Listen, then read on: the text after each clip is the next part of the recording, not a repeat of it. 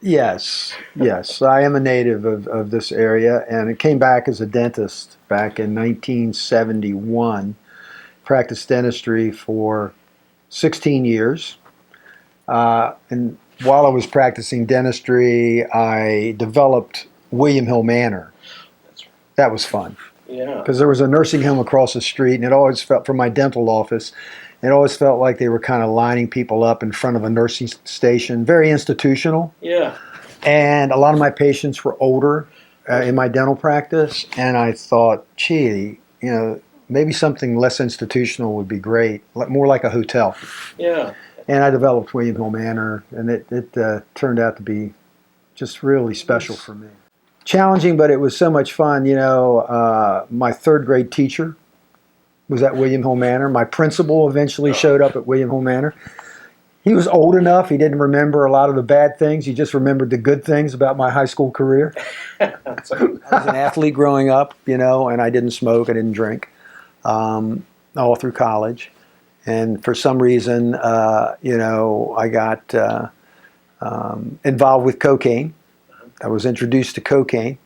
And at first it had little impact on me, but it was, and this was in the, this was like in the early 80s. Oh, yeah. And it was pretty freely, they didn't know the dangers of it. And when I first used it, it was at a party in Baltimore, at an architect's place, and there wasn't a lot of negativity about it. But this, I guess it was, 1986, I decided just to stop doing. I realized it was a very destructive thing. It was becoming more than a habit, and I quit for a long, long, long time. But I think at that point, the addiction was in place because I'd think about it. Even though I wasn't using it, Yeah. I was not in recovery. I was white-knuckling it, which never seems to work. I didn't have the therapy. I didn't have the know-how. I didn't have a pathway to, to healthy recovery. I didn't.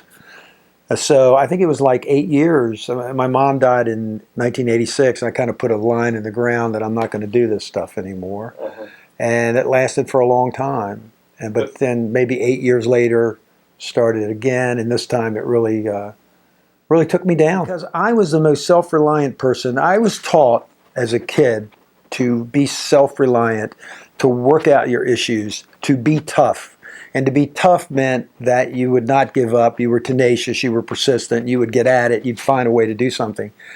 It doesn't work with cocaine addiction. It doesn't work with any addiction, be it alcohol or any other drug.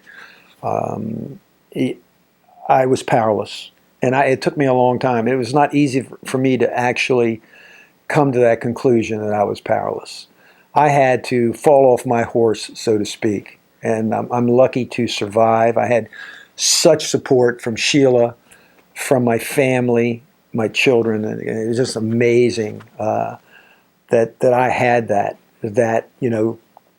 Dad, please get some help. And I did. And I'm one of the lucky ones that found that pathway, because I could not do it on my own. Some people, some people, like in alcoholism and in drug addiction, they'll go right into like Narcotics Anonymous, which is like a 12-step program, or they'll go to Alcoholics Anonymous for the alcohol problem, and they've been successful with that. For me, I'm so grateful that I went to a treatment center. I went to Father Martin's Ashley, which was like a miracle for me.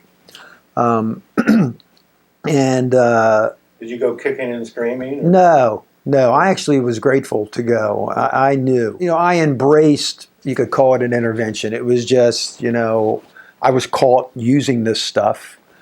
And, my family rallied around me. And I realized, wait a minute, I can't stop. I need help. And I'm very fortunate that I found a wonderful place. I was going to kind of go away at first. I was going to go to Wilmington, North Carolina. I always liked Wilmington. Nice town. Has a lot of crepe myrtles. It's beautiful. But I was this gentleman behind me here, Leonard Dahl, who was the CEO of Ashley, sat me down and said, "You know, David, don't run away. First of all, people don't care that much about you. That's number one. It's an ego thing. You don't need to run away.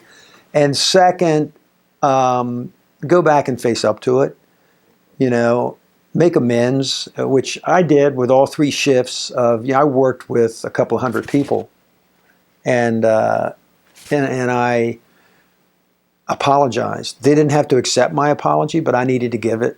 I felt that I needed to, and most people, I'd say 90%, were grateful, glad that I explained and apologized for what happened. Which is, My fall from grace was pretty much covered. It was not anonymous. It was a hard fall, and it's just what I needed. I needed to get well, and people might not have thought I looked ill, or because physically I was kind of, I was looking kind of normal, but spiritually I was in the wrong place. So I'll just be forever grateful, and I'd like to do something, to give back in some way for how lucky I am. It was a big thing for me to speak out with anonymous people. yeah. I had to really ponder that. Sheila remembers That's not, yeah. because I'm so used to, really just being under the radar and not speaking up about, my issues. But, I was convinced that through that little film, the young man that started this movement, it makes sense to me. And pretty much in Easton, everybody knows I had an issue 20 years ago. So it wasn't like, oh, I'm coming out or something. It was like, well, let me speak out and let people know that if they have an issue, call me. I will try to help anyone. I don't regret the past. People probably look at this and say, oh, come on.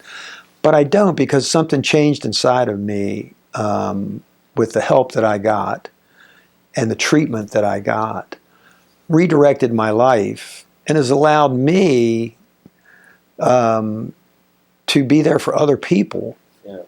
And the fact that I've been able to stay in recovery for going on 20 years gives somebody hope.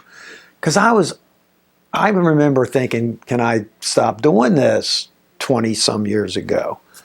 And the fact is you can.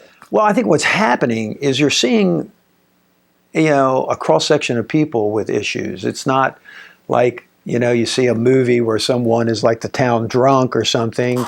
You had that like in the 40s and 50s, and this stuff is hitting everyone. I mean, you could come from Yale or you could come from jail. You are on equal standing when it comes to this disease. I've seen it from the uneducated and poor to the very educated and affluent. It really doesn't discriminate. It took time for me because I was overwhelmed. The kindness and the I remember in treatment, I was talking a lot at first with my counselor, and I guess it was about the 6th day in, and he said, "David, I want you to go ahead now and take the cotton out of your ears and put it in your mouth." And it's kind of I've heard that a lot since, but I did start to listen, because my thinking got me into a rehab facility. The way my mind was working, I needed to really listen, and all of a sudden I was hearing things that just made so much sense to me that maybe I was blocking out before. It was just an amazing journey.